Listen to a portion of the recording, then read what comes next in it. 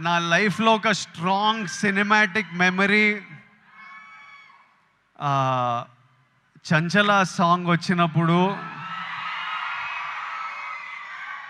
నాకు ఆ రోజు థియేటర్లో కలిగిన ఎమోషన్ ఈరోజు వరకు మర్చిపోను. నేను అప్పుడప్పుడు there are times where I randomly go back to that song and watch. When I'm between my shoots I just go and I watch that song and I just watch you, because when I first saw it in the theater I felt something, and sometimes I want to refeel what I felt as an audience. And there are some films and some moments like this I go back to from my childhood, and Chanchala is one of them, where I just go back and just play it on YouTube and watch. It was one very strong core memory in my life.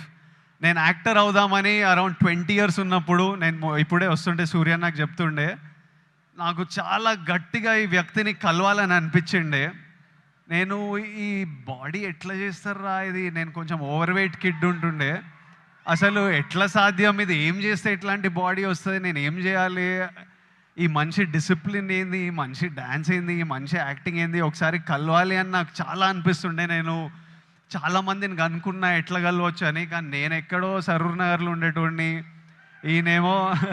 ఈయన చెన్నైలో, మనం ఎవ్వలం కాదు, ఈయన పెద్ద star, అసలు పెద్దగా try చేయలే, అడిగినా చాలా ఆలోచించిన, కోరిక చాలా గట్టిగా ఉండే, కానీ లైఫ్లో ఎప్పుడు మా పాత్స్ కలుస్తాయి అనుకోలే.